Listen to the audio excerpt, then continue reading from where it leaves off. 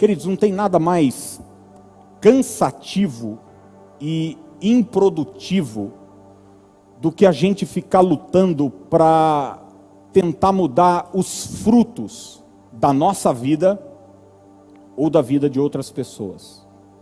E quando eu digo os frutos, eu estou me referindo às atitudes, ao comportamento. E muitas vezes a gente luta com um filho, às vezes como pastor da igreja, um líder, a gente luta para querer mudar a atitude de alguém, que é uma atitude errada, o comportamento de alguém, que é um comportamento errado, mas o problema não está no fruto, o problema está na raiz. Jesus Cristo disse que uma árvore boa, ela produz o quê? Bons frutos, e uma árvore que não é boa, não vai produzir bons frutos. É mais ou menos como você está com febre e recebeu uma medicação para que a febre abaixe. E daí você toma uma medicação, a febre abaixa. Só que tem um problema, a infecção continua. E muitas vezes na nossa vida cristã, na nossa trajetória como pais de família, como empresários, como homens de negócio, como líderes, a gente fica sempre focado no fruto, na atitude, no comportamento. Poxa, por que eu sou assim? Por que eu ajo assim? Por que eu faço isso? Eu não queria fazer isso, mas por que eu estou agindo dessa maneira? Ou por que fulano age dessa maneira comigo? E a gente foca tanto no fruto, e de repente a gente tira o fruto e tem aquela melhora temporária. Como aquela febre que abaixa e a gente acha que tudo está resolvido. Mas passa um tempinho e de repente a febre volta, porque a infecção continua. Ou o fruto volta, porque a árvore continua fincada naquele lugar, que é prejudicial. O problema está sempre na raiz. E eu estou falando isso porque a mensagem que eu quero trazer hoje para você, não é uma mensagem que vai tratar do fruto, não é uma mensagem que vai tratar do resultado da sua vida, mas é uma mensagem que vai na raiz do problema. Na raiz do problema. Aonde tudo começa. E o tema desta reflexão que eu quero trazer hoje é uma pergunta: quem é o teu guia? Quem é o teu guia? Em outras palavras, o que te leva a agir do jeito que você age? Qual é o fator determinante que te influencia, que te faz se comportar desse jeito, da maneira como você se comporta, ter as atitudes que você sabe que de repente não são legais, mas você queria mudar e não consegue? Quem é o seu guia? Quem está te influenciando? Quem está te conduzindo, determinando? Qual é a raiz, de fato, desse problema? E eu quero usar como base Isaías capítulo 30, verso 21, a parte B do versículo, que diz assim: este é o caminho, andai por ele. Vamos repetir juntos? Diga: este é o caminho, andai por ele.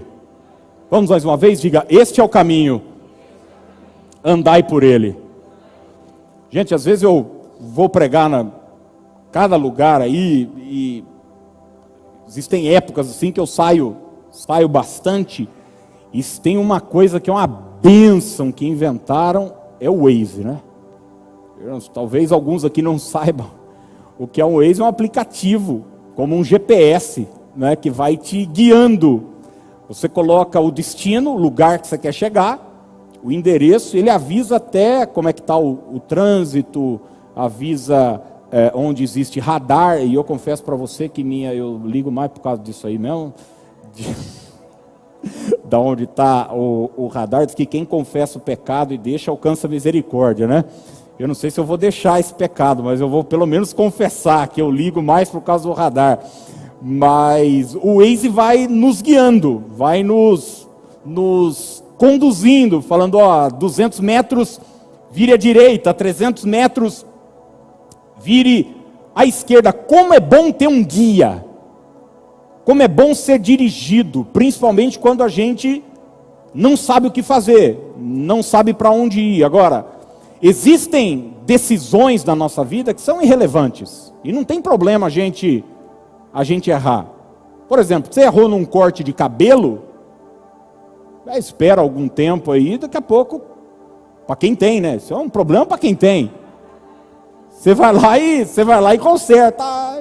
Cortei mais do que devia, né, as mulheres. Ou não gostei dessa cor. Espera um pouco, a gente conserta. Você vai lá, comprou uma roupa que não gostaria. Tem problema, não usa, dá de presente, vende num enjoei, sei lá, você faz alguma coisa. Existem decisões que a gente precisa tomar na vida, que elas são irrelevantes. Vou pela Anhanguera ou vou pela Bandeirantes? Pode demorar um pouco mais de lugar, pode gastar um pouco mais de gasolina, pode gastar um pouquinho mais de pedágio, mas eu vou chegar lá. Mas quando se trata da nossa vida, as decisões são diferentes. Com quem vou me casar? Mudo ou não mudo de cidade? Me relaciono com essa pessoa ou não? Qual curso, que faculdade eu escolho? Enfim, existem decisões na nossa vida que não são tão simples quanto escolher um corte de cabelo e uma roupa que eu vou usar. E é aí que muitas vezes a gente escolhe péssimos guias, péssimas conduções, influências para a nossa tomada de decisão.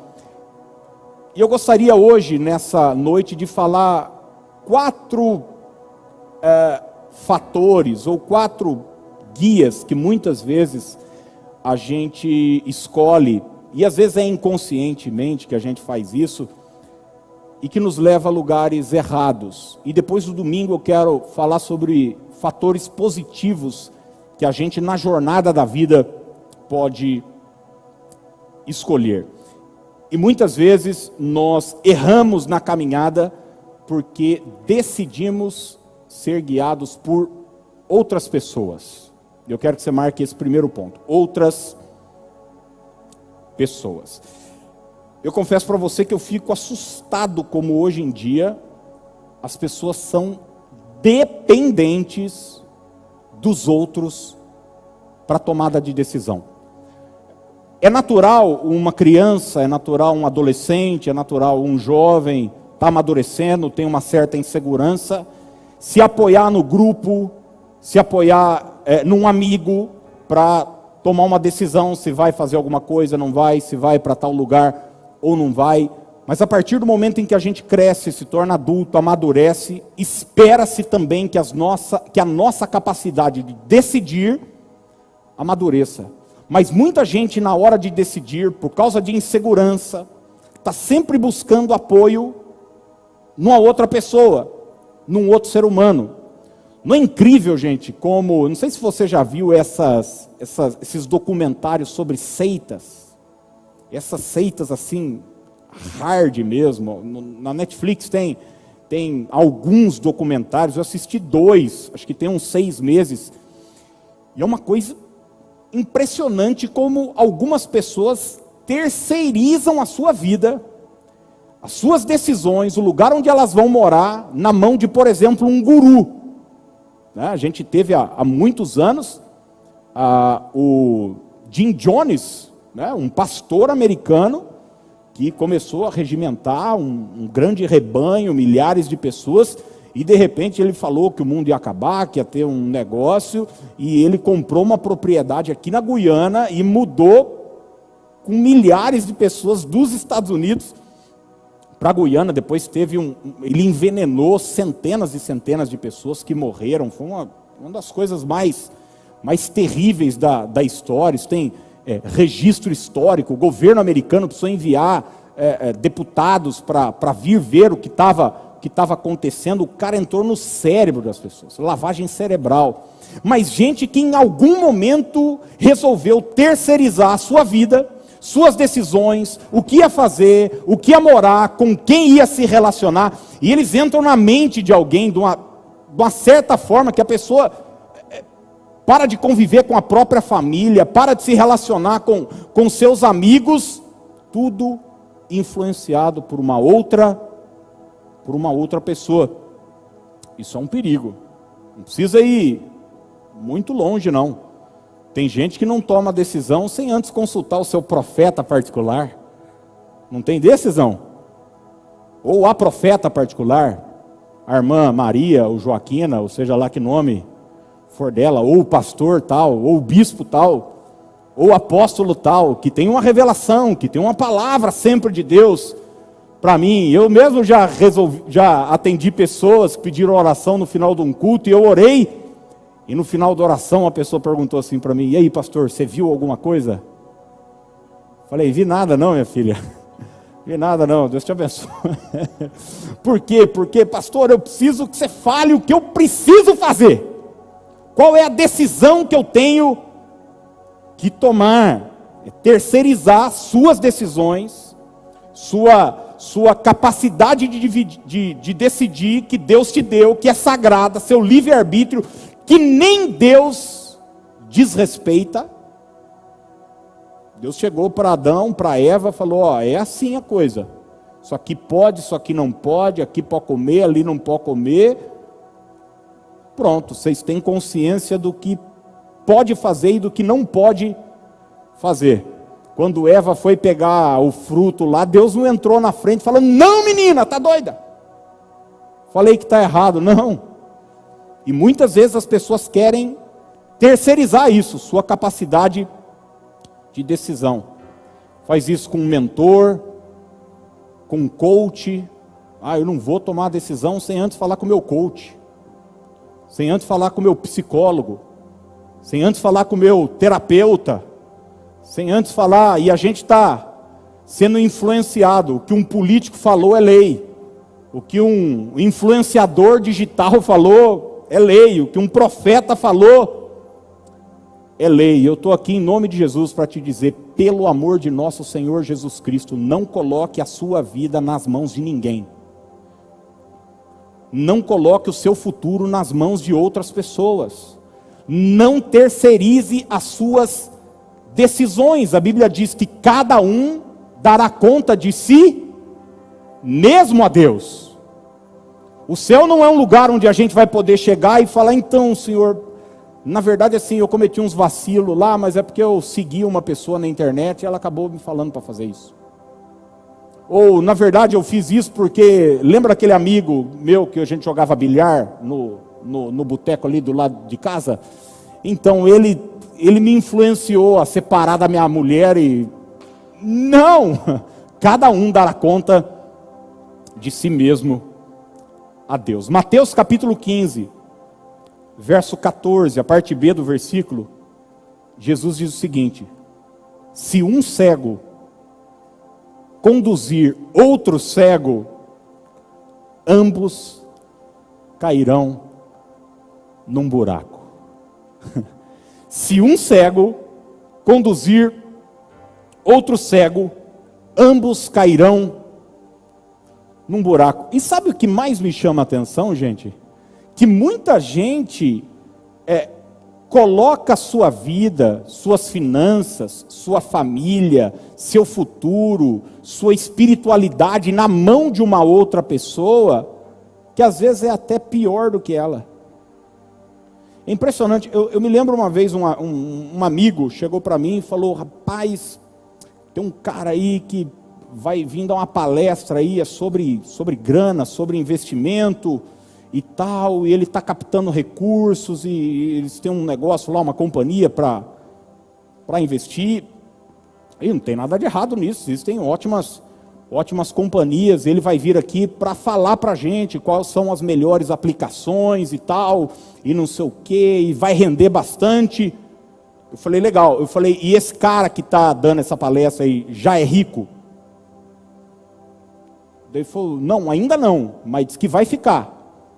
Eu falei: legal, faz o seguinte, quando ele ficar, daí você volta e me chama para a palestra que eu vou. Porque como é que eu vou ser conduzido por uma pessoa que, não é que não sabe, ele desconfia da onde ele está indo, mas ele não sabe o caminho, porque ele não esteve lá. Você quer saber o final da história ou não? Esse meu amigo tomou com 70 mil reais. E o cara foi junto, e foi todo mundo pro beleléu. Por quê? Porque vai colocar a vida na mão de uma outra pessoa. Não faça isso. Não faça isso. Você não precisa de apoio humano para resolver as coisas. Deus te deu um cérebro. Deus te deu uma mente que é capaz de coisas extraordinárias. Use aquilo que Deus te deu. Quem está entendendo o que eu estou dizendo pode dizer amém hoje à noite. Gente, eu vou contar uma coisa aqui para vocês que alguns vão se espantar comigo, mas não tem problema, eu vou contar do mesmo jeito. Uma vez uma pessoa chegou para mim, e eu já estava acompanhando ela por um tempo, e ela perguntou assim para mim, depois de um bom tempo já acompanhando: pastor, faz um favor, me fala assim, o que o senhor pensa de mim? Quando o senhor me vê assim, o que o senhor pensa de mim? E, obviamente, depois de tanto tempo acompanhando e pastoreando já há um bom tempo, eu sabia que aquela pessoa estava com séria dificuldade de autoestima, de identidade. E quando uma pessoa faz uma pergunta dessa, ela está escancarando o seguinte: eu não sei quem eu sou e eu preciso que alguém me fale quem eu sou. Eu preciso do outro para dizer quem eu sou. E eu poderia, obviamente, chegar e falar: você é menina dos olhos de Deus, você é uma bênção, você é não sei o quê, e papapá, mas eu quis dar assim um choque. E eu falei: o que eu penso de você não é da sua conta. Olha que pastor ruim que vocês têm. Falei: o que eu penso de você é da minha conta. O que eu quis dizer para essa pessoa de uma forma muito clara, não muito amorosa assim, no trato, era amoroso, porque era verdade, é dizer para ela o seguinte: você não precisa da minha opinião para se garantir, para viver, para tomar suas decisões, porque isso deixa a gente enfermo. Então, em nome de Jesus, que eu, você, nessa noite, possamos ser libertos da aprovação humana, de sempre precisar do que o outro vai falar, da opinião do outro. Tem gente que vai tomar uma decisão, vai abrir um negócio, vai namorar, vai não sei o quê, precisa perguntar para fulano, precisa perguntar para Beltrano, precisa fazer uma pesquisa de opinião pública sobre o que vai fazer. Êxodo capítulo 23, verso 2, diz o seguinte: não se deixe levar pela maioria na prática do mal. Não se deixe levar pela maioria. Eu sei que é um ditado popular, mas é só um ditado popular, não é bíblico. A voz do povo nunca foi, não é e jamais será a voz de Deus. Então cuidado com a maioria. Cuidado com a maioria. A maioria se dobrou diante da estátua de Nabucodonosor. Só Sadraque, Mesaque e Abidnego ficaram de pé. E os três estavam corretos. A maioria, para não dizer todos ali em Jerusalém, gritaram: solta Barrabás e crucifica a Jesus. Então, buscar apoio nos outros, buscar apoio nas pessoas. Eu não estou dizendo que você não pode e não deve ter bons conselheiros, mas é só conselheiro, bons conselheiros, de preferência, alguém que te ame e, como eu disse, alguém que esteja um pouco mais à frente do que você nessa área que você está buscando conselho. Tá certo? Uma segunda coisa que eu quero deixar para nós hoje pensarmos: muita gente é guiado por outras pessoas, mas muita gente também é guiado por suas emoções. E gente, aqui mora o maior de todos os nossos problemas. Os nossos maiores problemas, eles acontecem no campo das nossas emoções. Não é à toa que o apóstolo Paulo escreveu o seguinte: não tendes limites em vós, mas estáis limitados em vossos próprios afetos. O que Paulo está dizendo é o seguinte: o que te limita, o que determina até onde você vai ou deixa de ir, são seus afetos, são suas emoções, são os seus sentimentos. E as pessoas, ou boa parte delas, se não a maioria, tomam decisões importantes, movidas pelo quê? Por suas emoções. Quer ver uma decisão importante que a gente toma baseado nas emoções? Com quem a gente vai se casar. Ô, gente, tem uma decisão importante na vida, é essa, né? E daí a pessoa vai se casar porque o coração bate mais forte por fulano. Só que eu tenho uma notícia para você, não sei se é boa, não sei se é ruim, você se vira aí se a notícia for boa ou se é ruim. Emoção passa, viu? Sabe aquela batedeira que dá? Ai, como ele é lindo. Ai, como ela é linda. Essa conversa de que, toda vez que eu vejo minha esposa, depois de 50 anos, eu sinto a mesma coisa. Isso é conversa para boi dormir. Sente nada. Sente nada, não. Sente nada. Sente outra coisa, que é muito mais forte do que emoção. Mas, depois de 3 meses, acabou. É natural, é normal, é coisa da vida. Mas muita gente se casa por pura emoção, e é interessante, e se divorcia pelo mesmo motivo. Porque um dia sentiu o emocional, eu não sei, eu não sinto mais, eu não tenho mais aquele mesmo sentimento. Muitos não se casam por emocional. Será que vai dar certo? Será que eu vou dar conta? Como é que vai ser? Eu não consigo. Ou tem problema de identidade, autoestima. Muita gente come bastante por causa do emocional, sabia disso, não? E outros não comem por causa do emocional. É interessante como o diabo sempre quer nos levar para os extremos da vida. Entra numa faculdade por emoção, tranca a faculdade por emoção. Então, o fator determinante, é por isso que eu falei para você no início, não dá para ficar combatendo o fruto, não dá para ficar tentando baixar a febre, quando na verdade o problema está aqui. O que é que influencia essa pessoa para ela decidir? Se ela sempre for consultar os outros, ela vai estar à mercê de um bom conselheiro. Mas se o conselheiro for ruim, ela está na roça. Se ela sempre for consultar suas emoções, é o seguinte, vai variar. Porque um dia a gente está se sentindo bem, um dia a gente pensa com coerência e clareza, não é verdade? Mas quem aqui já foi dormir pensando uma bobagem, fazendo planos e tal, você falou, nossa, eu vou fazer isso, não sei o que, você até desenhou e tal, pensou num projeto e tal, daí no outro dia você acordou, você falou, onde é que eu estava com a cabeça? Só eu não, só eu e a irmã ali, o resto é tudo estável emocionalmente, mas de vez em quando a gente varia. Por quê? Porque o nosso emocional é assim, e a gente não pode ficar à mercê das nossas emoções, dos nossos sentimentos, para a hora de decidir.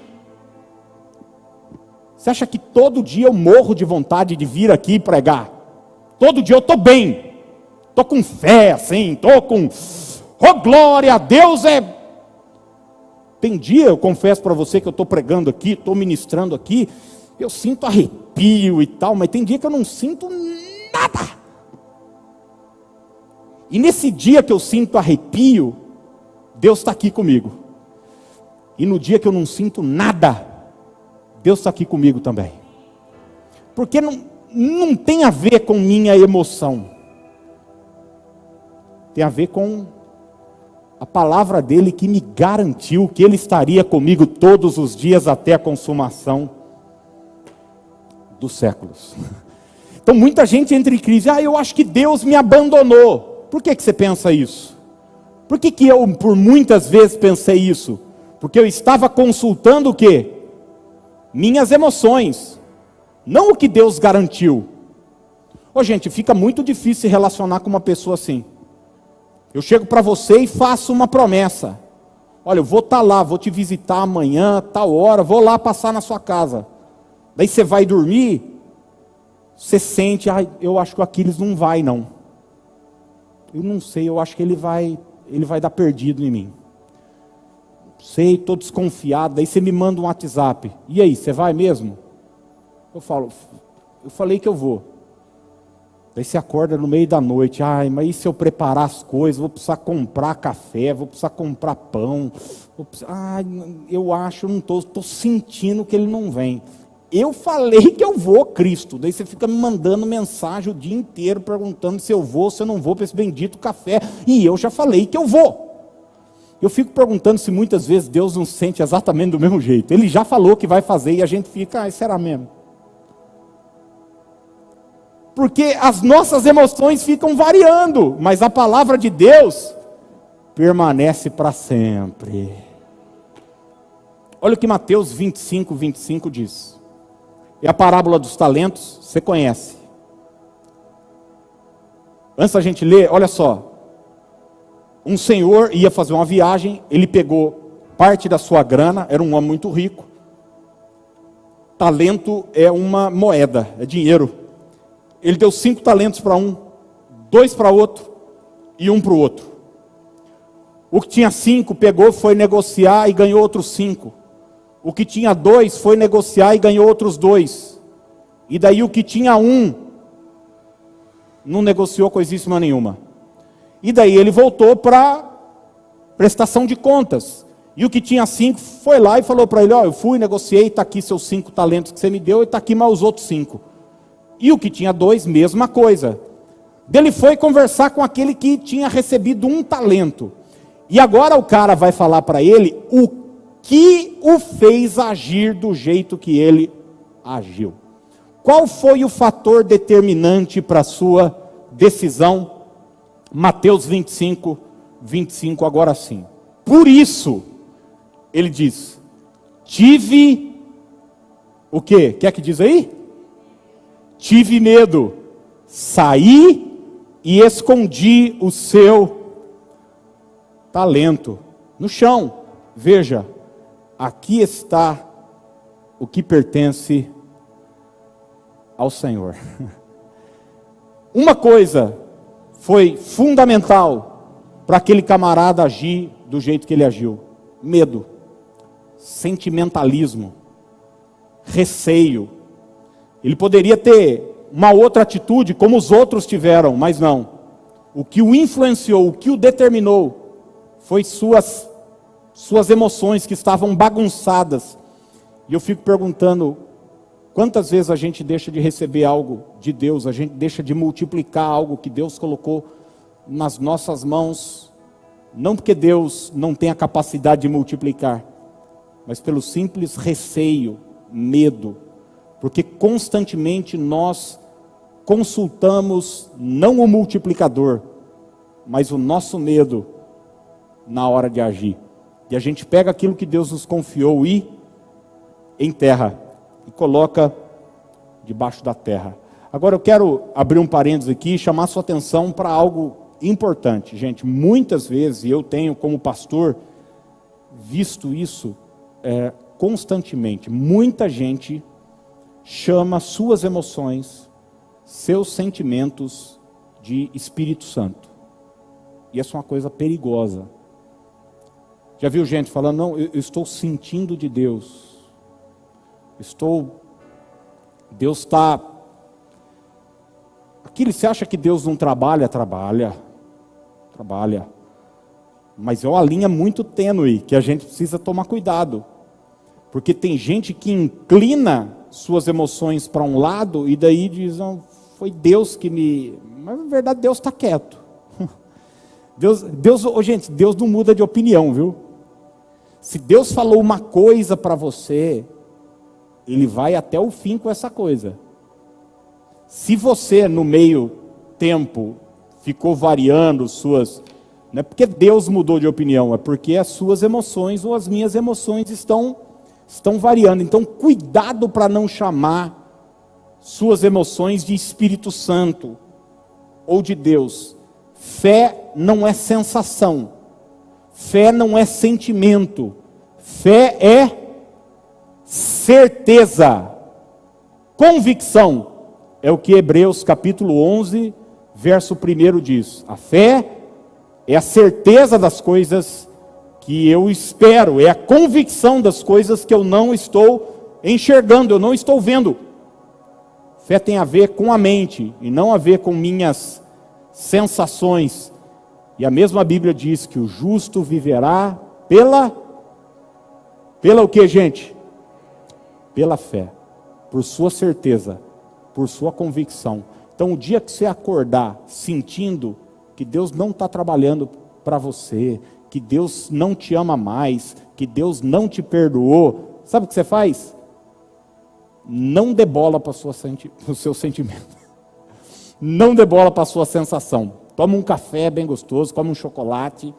As emoções normalmente mudam quando a gente come alguma coisa boa, que a gente gosta. É verdade ou não? Você está meio jururu e tal.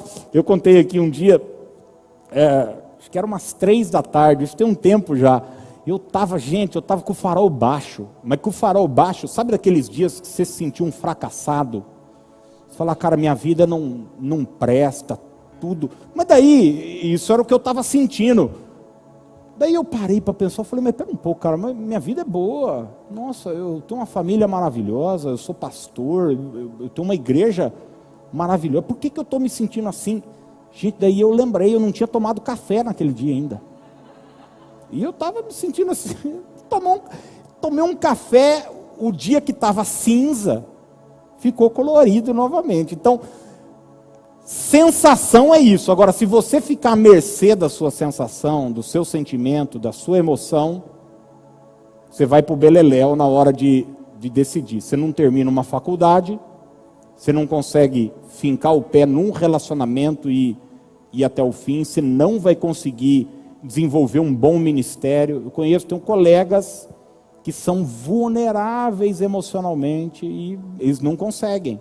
Eles não conseguem, porque ministério é você lidar com inúmeras emoções, com gente o tempo todo. Se você entrega as suas emoções, as suas decisões para as suas emoções, você está perdido. Terceiro lugar, terceiro fator que muitas vezes é determinante na tomada de decisão, na direção de muita gente. Nós falamos sobre outras pessoas, sobre as emoções e, em terceiro lugar, as circunstâncias. Você pode repetir isso comigo? Diga circunstâncias. Aqui é o seguinte, gente, aqui é a pessoa que ela vai para onde o vento soprar. E não é vento do Espírito, não. É outro tipo de vento. É gente que está sempre colocando suas decisões importantes na mão das circunstâncias. Não existe intencionalidade em nada do que ela faz. Ela é vítima da circunstância. É o seguinte, minha velinha do meu barco está aqui, ó. O vento está soprando para cá, eu vou para cá. Se mudar, eu vou para lá e não importa. E você sabe muito bem que em muitos momentos da vida nós precisamos baixar a vela, pegar os remos. E em outros momentos da vida, como o apóstolo Paulo lá indo para Roma no final de Atos dos Apóstolos, quando o barco está se desmontando, a gente até pula do barco e começa a nadar, segurando em alguma tábua, mas eu vou para o lugar onde Deus disse que eu vou chegar.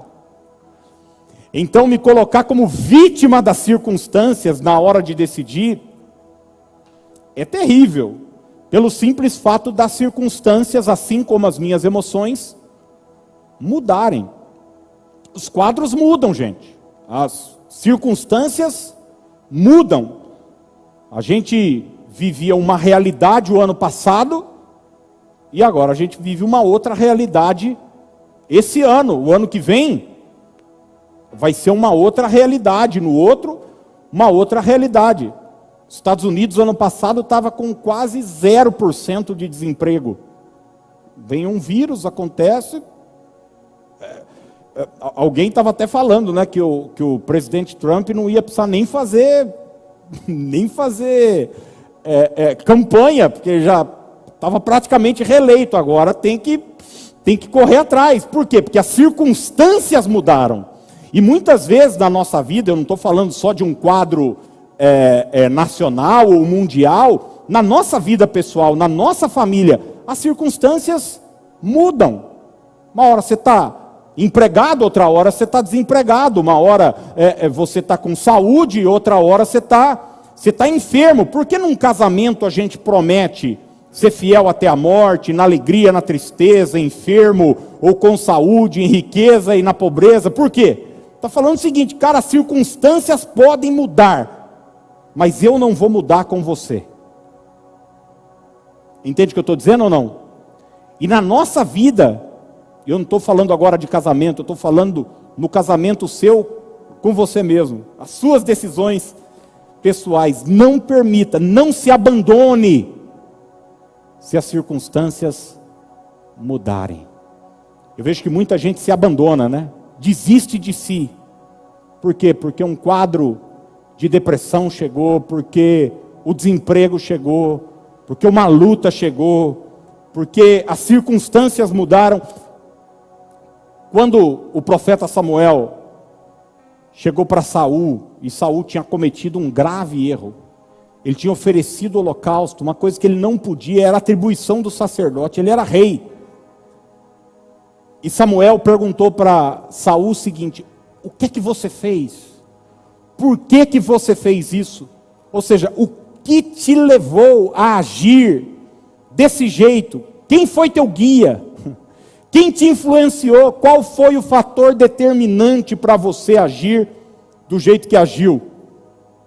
Olha o que Saul responde para Samuel, 1 Samuel 13, verso 12, a parte B do versículo, ele diz: forçado pelas circunstâncias. Forçado pelas circunstâncias, ofereci o holocausto. Você já viu gente dizer o seguinte, talvez você já tenha dito isso, né? Eu fui obrigado. Não, eu tive que fazer. Eu não tenho sangue de barata. As circunstâncias me levaram. Já viu aquele ditado? A ocasião faz o ladrão. O que é isso? É uma pessoa que vive forçada pelas circunstâncias. Agora, uma boa notícia para você, ou não tão boa. Essa conversa cola entre nós, seres humanos. Aí você fala para mim: eu fui obrigado a fazer aquilo e tal. Eu falo: pô, dureza, hein? Com Deus não. Com Deus não. Você não era obrigado a nada. Você podia ter resistido. Você nunca vai ser tentado além da sua capacidade de suportar a tentação. Então cuidado para não fazer das circunstâncias o fator determinante na hora de agir. E quarto e último lugar, o diabo. O diabo. A gente precisa entender que existe um agente espiritual que vai procurar me influenciar na hora de eu decidir. Gente, se eu colho aquilo que eu planto, se a minha vida é resultado das decisões que eu tomo na minha jornada, o diabo vai querer me influenciar exatamente aqui, na minha tomada de decisão, na hora de eu agir, na hora de eu plantar ou não a minha semente. Olha só o que João capítulo 13, verso 2 nos diz. João 13, 2. Estava sendo servido o jantar, e o diabo, guarde essa expressão, já havia induzido. Ele não pegou pela mão, ele fez o quê? Induziu.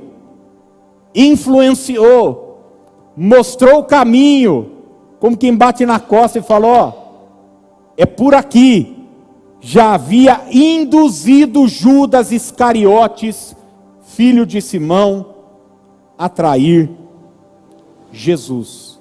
Então entenda que sempre haverá um fator espiritual, um agente espiritual querendo me influenciar e te influenciar na hora de tomar decisão na nossa vida, na hora de fazer ou não fazer as coisas importantes que nós devemos fazer. E não se esqueça, o campo onde essa batalha acontece, onde essa luta acontece na hora, onde essa indução acontece, aonde que é esse campo de batalha, gente? Diga, na minha mente. Na minha mente.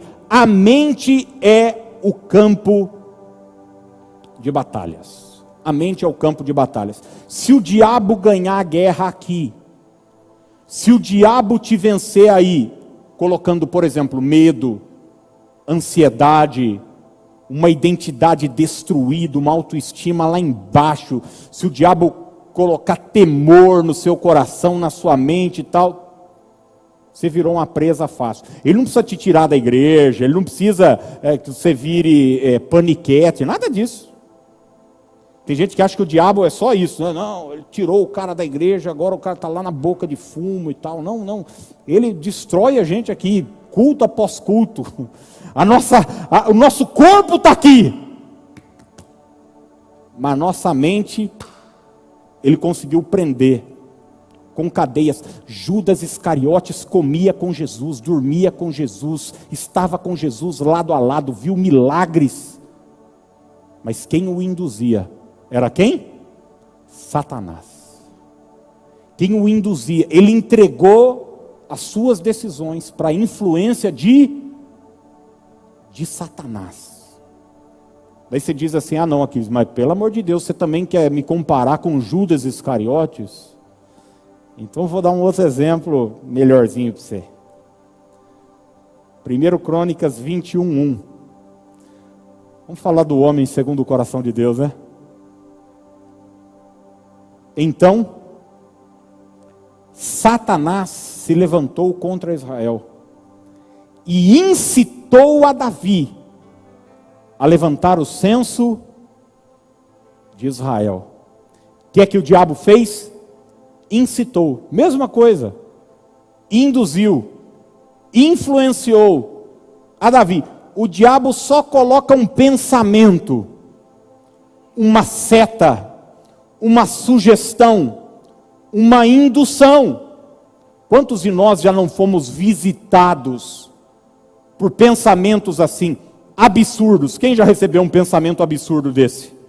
Todos nós em algum momento já. Agora, é o que diz aquele ditado antigo: você não pode impedir que um pássaro pouse na sua cabeça, mas você pode impedir que ele faça o quê? Um ninho na sua cabeça. Então, receber esse tipo de pensamento é normal, é natural, é uma seta, é uma sugestão maligna. Eu já ouvi de pessoas que estavam numa pista dirigindo, de repente, vem um pensamento, joga o carro no... Pensamento suicida, de uma hora para outra, sem mais, sem menos. De repente você está bem, caminhando, é um pensamento de cometer uma loucura, de desistir de tudo, de largar, chutar o pau da barraca, jogar tudo para o alto. Isso são só pensamentos, são induções. E muitas vezes a fonte dessa indução é maligna. É o próprio Satanás tentando nos influenciar. E ele vai nos influenciar como? Através daquilo que a gente conhece como tentação. Tentação. Tentação nada mais é do que isso, gente. É uma sugestão que vai te levar para o pecado. Esses dias eu falei aqui, né? O intuito do diabo é matar. Jesus Cristo veio dar vida e vida em abundância. O ladrão veio para matar. O salário do pecado é o quê? É a morte. Então, o diabo precisa me fazer pecar. Como é que ele vai me fazer pecar? Propondo algo, oferecendo uma tentação. Olha o que Tiago 1, 13 e 15, nós estamos caminhando para o fim. Nos diz, quando alguém, Tiago 1, 13 em diante, quando alguém for tentado, jamais deverá dizer, estou sendo tentado por Deus. Tá bom? Um parênteses aqui, Deus não tenta, Deus prova. A prova é para quê? Para você subir de nível. É para você passar para uma próxima série. A prova é para isso. Então, Deus prova, o diabo tenta. A tentação é para me levar para o pecado e, consequentemente, me matar espiritualmente. Então, o diabo tenta, Deus prova. Tiago continua. Pois Deus não pode ser tentado pelo mal e a ninguém tenta. Cada um, porém, é tentado pelo próprio mau desejo, sendo por este arrastado e seduzido. Então, esse desejo, tendo concebido, dá à luz o que, gente? O pecado. E o pecado, após ser consumado, gera o quê? Gera a morte. Gente, todos nós temos áreas de fraqueza. Aquilo que você tira de letra, o seu vizinho é fraco. E aquilo que você é fraco, seu vizinho é forte. É por isso que a gente não pode julgar ninguém dizendo que absurdo, como é que uma pessoa faz um negócio desse? É a área de fraqueza daquela pessoa. E o diabo, na hora de me tentar e te tentar, que não se engane, ele te conhece. O diabo, vosso adversário, Pedro vai dizer, ele anda ao derredor, rugindo como leão, buscando quem possa tragar. Ele fica tentando ver uma oportunidade, uma ocasião para nos derrubar. Então, é aí, exatamente nessa área, que ele vai atacar. Por isso a importância da vigilância. Por isso a importância da gente estar atento. Quando Jesus disse vigiai e orai, não é vigiar a vida do outro, viu? Quando Jesus disse, vigiai, seja vigilante, não é para você ficar olhando se sua vizinha trocou de carro ou não, se o seu cunhado está pagando as contas dele ou não, é para você vigiar a sua vida. Efésios 4, 27, é o último texto, uma frase curta do apóstolo Paulo, espetacular para a nossa vida. Nem deis lugar ao diabo. Nem deis lugar ao diabo. Quando jogava bola, a gente na escola, assim, lembro que a gente reunia, ia jogar contra um time, daí a gente falava, é tudo menino, tudo moleque, mas fazia a nossa estratégia de jogo. Todo time tem assim, o cara que é bom, o cara que é mais ou menos e o cara que é ruim. Então tinha os ruins lá, que a gente falava, esses aí, pode largar. É os perna de pau. Então, mas assim, mas aquele ali, bota 2 para marcar ele. Bota 2, fica em cima. Cara, você não pode dar espaço para um LeBron James numa quadra. Você não pode dar espaço para o Messi, para o Cristiano Ronaldo, para o Neymar. Você vai tomar gol. Você não pode. E Paulo está dizendo, nem deis lugar ao diabo. Não dê espaço. Não negocie. Não negocie com Satanás. Ele nunca vai chegar já querendo mostrar para você tudo. Não. É aos poucos. É aos poucos. E depois que você capturou, foi fisgado, a Bíblia diz em Salmos que um abismo chama outro abismo. Eu concluo deixando 4 frases aqui para você e nós vamos orar. Baseado nisso tudo que falamos. A primeira delas, seja seletivo em relação aos teus conselheiros. Vamos repetir juntos? Diga assim, seja seletivo em relação aos teus conselheiros. Então, na hora de você escolher alguém para te aconselhar, escolha alguém bom, viu? Alguém que quer teu bem, Não alguém que só concorda com você, alguém que às vezes vai te repreender. Eu não estou falando de você ficar andando com gente chata também, que tudo vem querer encher a paciência, jogar balde de água fria em você. Não, estou dizendo gente coerente, gente que está vencendo naquela área, que é boa, que quer teu bem, que não é crítico de graça, mas que vai poder te aconselhar, vai poder te mostrar todos os fatores. Seja seletivo. Eu falei domingo aqui, gente. As más companhias corrompem os bons costumes. Então, cuidado com quem anda. Segunda coisa, desconfie sempre das tuas emoções. Desconfie sempre das tuas emoções.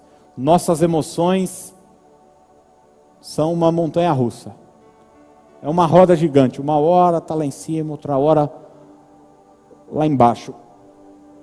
Paulo diz o seguinte: seja a vossa moderação conhecida de todos os homens, perto está o Senhor. Busque o equilíbrio na vida, em todas as áreas da vida. Cuidado para esses extremos emocionais. Quando você se sentir muito empolgado para fazer uma coisa, mas muito empolgado, mas muito determinado, para comprar uma coisa, para abrir algo, para desfazer algo, para começar um relacionamento, para terminar um relacionamento, se sentir assim muito feliz, vai dormir. Espera passar a felicidade. Daí no outro dia, você vê se continua, e às vezes a gente precisa esperar até um pouco mais. Calma, aquilo que é de Deus vai acontecer, vai permanecer. Sabe aquela coisa? Não aproveite já, é só amanhã na Casas Bahia e tal. Quando alguém vem assim, tipo com um revólver na minha cabeça para eu tomar uma decisão, mas tem que ser agora, eu digo, então não é nada. Desconfie sempre das tuas emoções. Terceira coisa, não seja escravo das circunstâncias. Não seja escravo das circunstâncias. Não é porque o quadro mudou que você precisa mudar. Não é porque tem uma crise no meu ramo de negócio, então eu vou mudar de negócio, eu vou fechar a casa de material elétrico, vou abrir um salão de cabeleireiro, depois de uma crise capilar na nação, todo mundo, ninguém mais está cortando o cabelo, daí você vai lá e fala, não, agora eu vou ser professor de educação infantil, daí tem uma crise, as mães não estão levando mais crianças para a creche, daí você diz, quer saber, eu vou vender água, porque a água, cara, segue a direção de Deus. Nós vamos falar um pouco mais sobre isso domingo. E quarto e último lugar, não dê lugar ao diabo. O diabo é o tipo de gente que a gente nem começa um assunto, num bate-papo com ele, porque o bicho é conversado. Você conhece gente conversada? Você lembra? Eu amava a escolinha do professor Raimundo, né? Você lembra daqueles armando volta, rolando lero? Você aí, mulher, você já nunca foi conquistada por um somebody love? Você é linda, como você é isso, como você é aquilo. Você acreditou. Você vai negociar, o cara é ninja. O diabo é ninja ao quadrado. Então, não dê espaço para ele. Quando vinha uma sugestão, vinha um pensamento, vinha uma indução, já comece a orar o que Efésios 6:10 nos ensinou a orar. Eu sou revestido agora do capacete da salvação, da couraça da justiça, do cinturão da verdade, das sandálias da preparação do evangelho da paz, do escudo da fé, da espada do Espírito. Eu vencerei essa guerra. Em nome de Jesus. Amém, gente?